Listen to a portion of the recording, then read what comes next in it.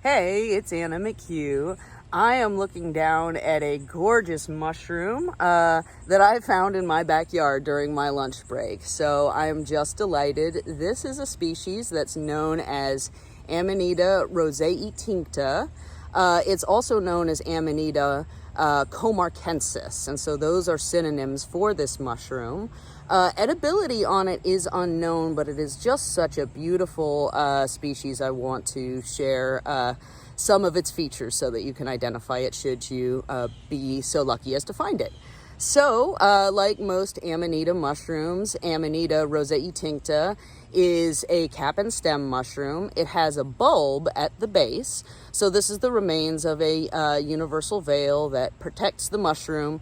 But when the mushroom emerges, you have sort of a, egg-shaped or a little bit oblong bulb at the base. So sometimes Amanitas will be a cup of tissue or a sac, but this is, again, just a bulb that is attached. You can see this on the larger specimen much better, but a distinguishing feature of this species is that you get a little bit of sort of orangey yellow coloration at the rim of that bulb at the base of the stem, and sometimes little bits and pieces of actual sort of yellowy, or orangey pink tissue.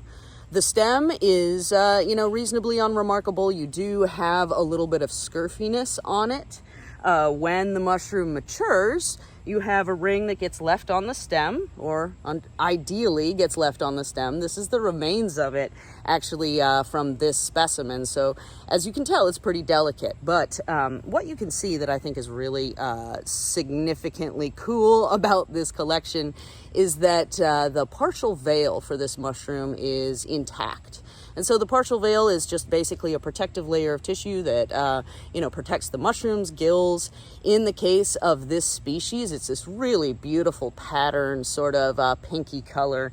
And when you, damage it, it will leave a ring on the stem. So it is very fragile, but it is definitely, a beautiful feature. Underneath you have sort of pale colored gills. They sort of take on a little bit of creamy pink as they mature.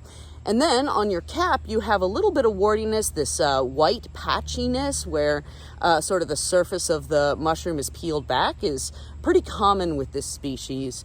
And then, the sort of tissue on the cap itself, it's a little bit on the powdery side. So you have this sort of rosy orange powder that goes everywhere and oftentimes leaves this cap, a little bit of baldness on the cap.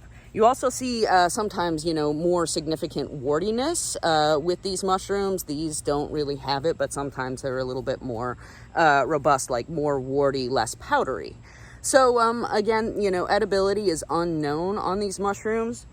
Per the literature, they're supposed to smell fruity. I don't get any aroma off of them, but they're really a beautiful species to find. And I think the significant thing about them, as far as my own Amanita learning journey, is observing this bulb at the base instead of a cup or something similar. So it's just another form that Amanitas take.